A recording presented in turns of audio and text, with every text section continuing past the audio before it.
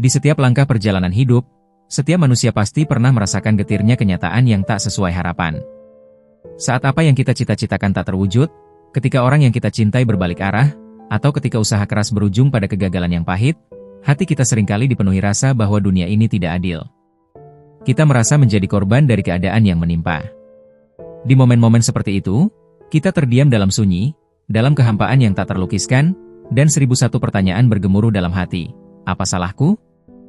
Mengapa hanya aku yang harus menanggung semua ini?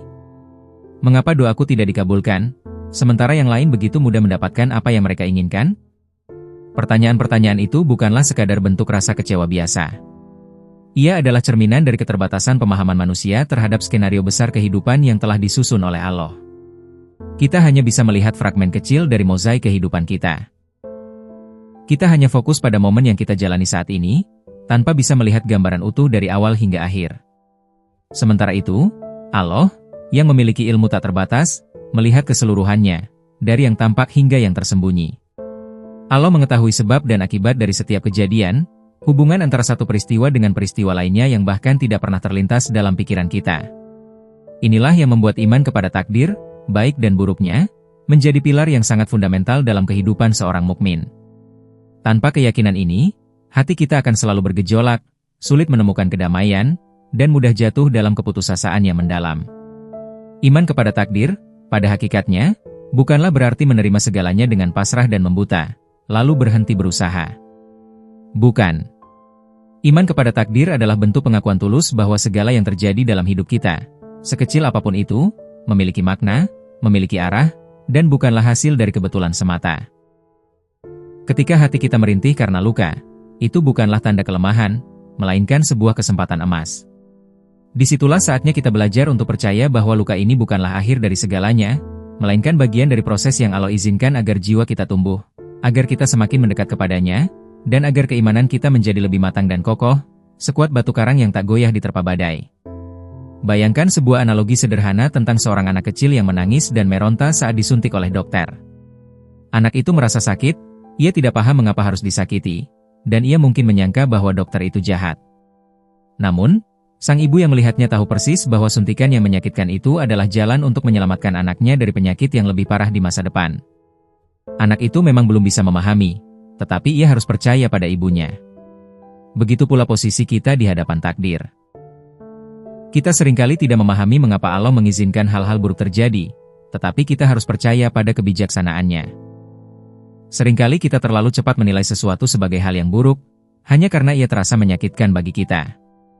Kita menyebutnya kegagalan, kerugian, atau musibah. Padahal, apa yang kita sangka sebagai sebuah kemunduran atau kerugian, bisa jadi adalah jalan pintas yang Allah siapkan untuk mengantarkan kita menuju sesuatu yang jauh lebih baik di masa depan. Allah telah mengingatkan kita dengan firman-Nya dalam Quran Surah Al-Baqarah ayat 216. Boleh jadi kamu membenci sesuatu, padahal itu baik bagimu. Dan boleh jadi kamu menyukai sesuatu, padahal itu buruk bagimu. Allah mengetahui, sedang kamu tidak mengetahui. Ayat ini bukanlah sekadar ucapan manis untuk menghibur hati yang terluka. Ini adalah kebenaran universal yang harus menjadi pedoman hidup kita dalam setiap fase kehidupan. Ayat ini mengajarkan bahwa pandangan kita terhadap realitas seringkali sangat terbatas dan dangkal.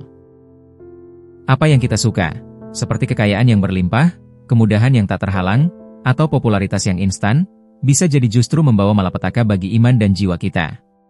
Sebaliknya, apa yang kita benci, seperti penyakit, kemiskinan, atau kehilangan, bisa jadi merupakan jalan untuk membersihkan dosa-dosa kita, menumbuhkan kesabaran, dan mendekatkan diri kita pada Allah.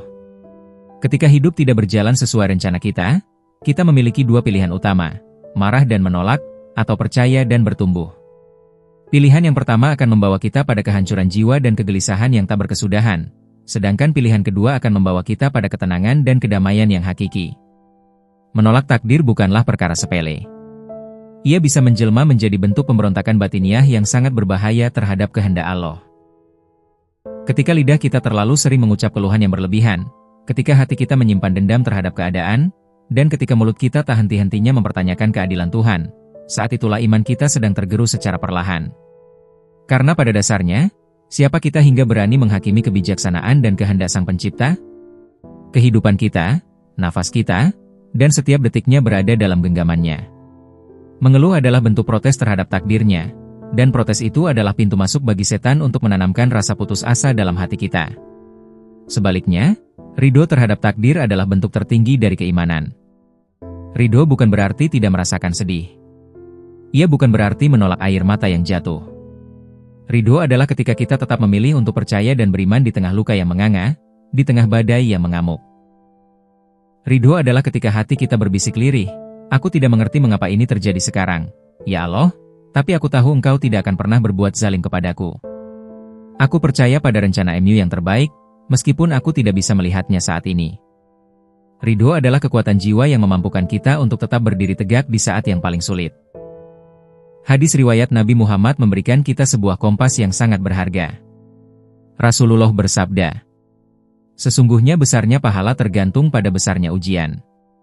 Dan sesungguhnya jika Allah mencintai suatu kaum, maka Dia akan menguji mereka. Barang siapa ridho, maka Allah pun ridho kepadanya. Barang siapa murka, maka Allah murka kepadanya." Hadis riwayat Tirmidzi. Hadis ini adalah pelajaran yang mendalam. Ujian yang kita alami bukanlah tanda bahwa Allah tidak sayang. Justru sebaliknya, ujian adalah bukti cintanya yang paling tulus. Ketika Allah menguji kita, artinya Dia ingin kita naik kelas, Dia ingin kita menjadi hamba yang lebih kuat, lebih sabar, dan lebih bertakwa. Ujian adalah momen sakral yang bisa menjadi pintu ampunan, pahala yang berlipat ganda, dan jalan menuju kedekatan yang tak terhingga dengan Allah. Ia adalah kesempatan bagi kita untuk membuktikan seberapa besar cinta dan kepercayaan kita kepadanya. Keajaiban di balik sabar dan ridho. Mungkin kita masih bertanya, apa untungnya bersabar dan menerima takdir? Mengapa kita tidak boleh memberontak saja? Jawabannya adalah karena sabar dan ridho membawa manfaat yang luar biasa, tidak hanya di akhirat, tetapi juga dalam kehidupan kita di dunia ini. Penghapus dosa. Setiap musibah yang menimpa kita, sekecil apapun itu, akan menjadi penghapus dosa-dosa kita, membersihkan kita dari kotoran-kotoran batin dan kesalahan-kesalahan masa lalu. Rasulullah bersabda bahwa bahkan duri yang menusuk tubuh seorang mukmin akan menggugurkan dosanya. Maka bayangkan, jika kita diuji dengan kehilangan, kegagalan, atau penyakit yang berat. Semua itu bukanlah siksaan, melainkan proses pembersihan jiwa yang Allah berikan secara gratis, tanpa kita harus melakukan amal yang berat. Pahala tak terhingga, Allah menjanjikan pahala tanpa batas bagi orang-orang yang bersabar. Dalam Al-Quran, Allah berfirman, "Sesungguhnya hanya orang-orang yang bersabarlah yang dicukupkan pahala mereka tanpa batas." Quran Surah Az-Zumar, 10.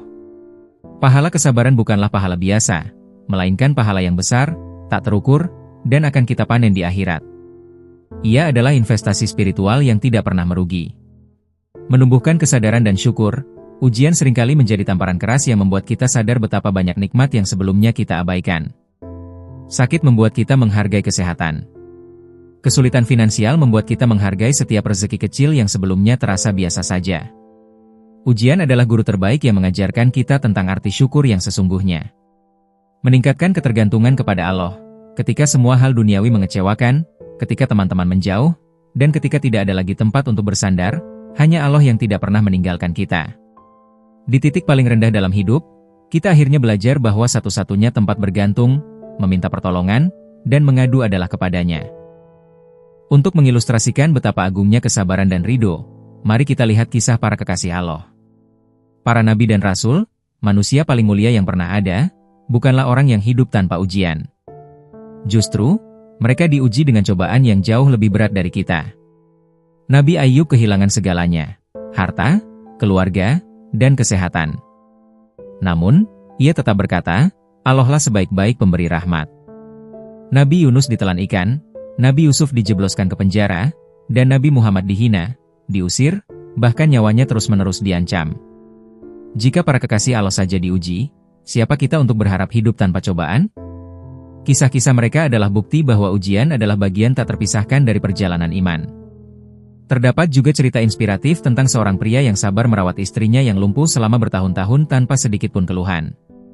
Di mata masyarakat, hidupnya mungkin dipenuhi kesengsaraan, namun ia menjalaninya dengan ikhlas dan penuh cinta. Ia tidak mengeluh, tidak menyalahkan takdir, dan tetap berbakti. Ketika ditanya mengapa ia begitu sabar, ia hanya berkata, "Bukankah dulu dia merawatku dengan cinta?" kini giliranku membalasnya. Setelah istrinya wafat, kehidupannya berbalik, rezeki datang bertubi-tubi, anak-anaknya menjadi orang yang sukses dan berbakti. Allah tidak pernah tidur. Setiap amal baik, sekecil apapun, pasti ada balasannya. Setelah ridho, langkah berikutnya adalah tawakal. Tawakal bukanlah pasrah tanpa berbuat apa-apa, melainkan berserah diri kepada Allah setelah kita melakukan segala usaha yang terbaik.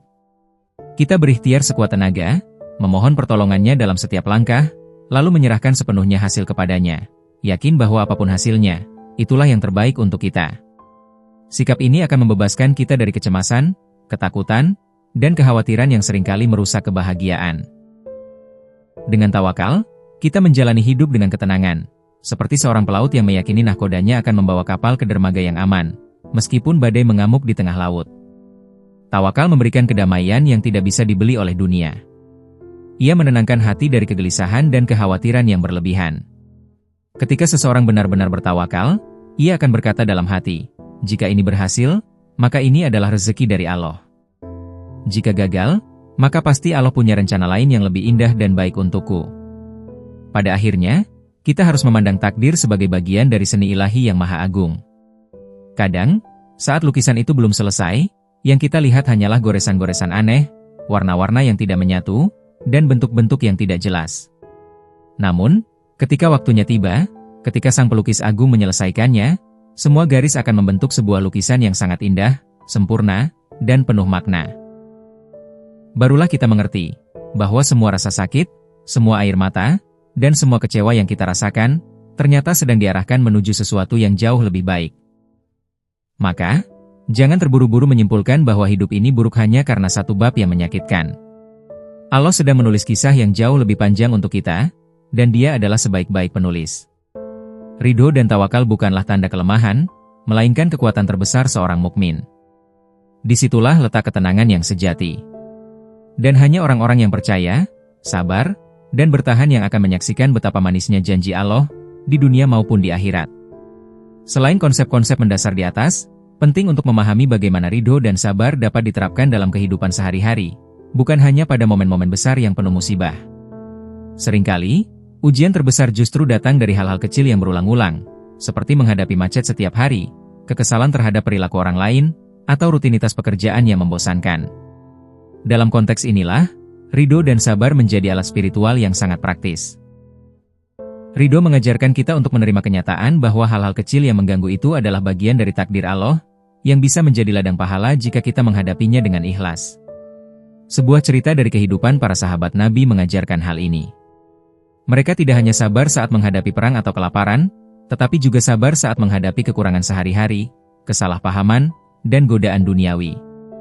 Ridho terhadap takdir kecil adalah latihan mental dan spiritual untuk mempersiapkan diri menghadapi ujian yang lebih besar. Ini adalah cara Allah melatih hati kita, menguatkan batin kita, dan memurnikan niat kita. Setiap kali kita menahan amarah, setiap kali kita memaafkan kesalahan orang lain, setiap kali kita bersabar menunggu sesuatu, itu semua adalah langkah-langkah kecil menuju ridho yang lebih besar. Ketika kita benar-benar ridho, hati kita akan dipenuhi dengan ketenangan.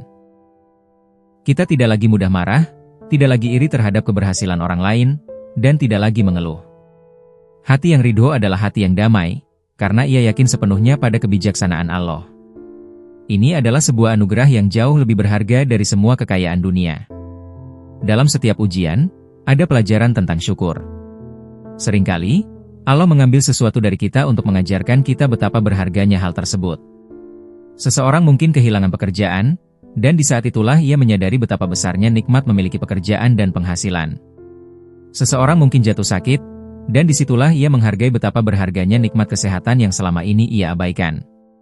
Ujian adalah cara Allah untuk mereset hati kita, mengembalikan fokus kita pada nikmat-nikmat yang sering kita lupakan. Rasulullah mengajarkan bahwa keadaan seorang mukmin itu menakjubkan. Jika ia mendapatkan kebaikan, ia bersyukur, dan itu baik baginya. Jika ia mendapatkan musibah, ia bersabar, dan itu juga baik baginya. Ini menunjukkan bahwa dalam setiap keadaan, seorang mukmin memiliki peluang untuk mendapatkan pahala dan kebaikan. Syukur dan sabar adalah dua sisi mata uang yang tidak bisa dipisahkan dalam kehidupan seorang mukmin. Ketika kita bersyukur di saat lapang dan bersabar di saat sempit, kita menunjukkan keimanan yang sempurna. Syukur bukanlah sekadar ucapan lisan, melainkan tindakan. Bersyukur di saat ujian adalah dengan tidak mengeluh, tetap beribadah, dan melihat hikmah di balik musibah. Ini adalah cara kita menunjukkan kepada Allah bahwa kita adalah hamba yang memahami dan menghargai setiap ketetapannya, baik yang manis maupun yang pahit. Setelah ridho dan sabar, tawakal menjadi penutup yang sempurna. Tawakal adalah kepercayaan penuh kepada Allah setelah kita melakukan segala ikhtiar yang terbaik. Ia adalah jembatan yang menghubungkan antara usaha keras kita dengan hasil yang Allah berikan. Seringkali, manusia terjebak pada dua ekstrim, pasrah tanpa berusaha, atau berusaha keras tapi melupakan Allah. Keduanya adalah kesalahan. Seorang mukmin yang benar-benar bertawakal adalah seorang yang bekerja keras dengan niat yang lurus, melakukan segala hal sesuai syariat, lalu menyerahkan hasilnya kepada Allah. Ia tidak khawatir jika hasilnya tidak sesuai harapan, karena ia tahu bahwa Allah lah yang menentukan segalanya. Hati yang bertawakal tidak akan pernah merasa cemas atau takut, karena ia yakin sepenuhnya bahwa Allah tidak akan menelantarkannya. Ini adalah kedamaian sejati yang tidak bisa dibeli dengan harta. Tawakal adalah bukti bahwa kita tidak mengandalkan kekuatan kita sendiri, melainkan kekuatan Allah. Ia adalah pengakuan bahwa kita hanyalah hamba yang lemah, sedangkan Allah Maha Kuat. Sikap ini akan mengundang pertolongan Allah, sebagaimana Allah berfirman. Dan barang siapa yang bertawakal kepada Allah niscaya Allah akan mencukupkan keperluannya. Quran Surah At-Talaq 3. Pada akhirnya, kita harus memandang takdir sebagai bagian dari seni ilahi yang maha agung.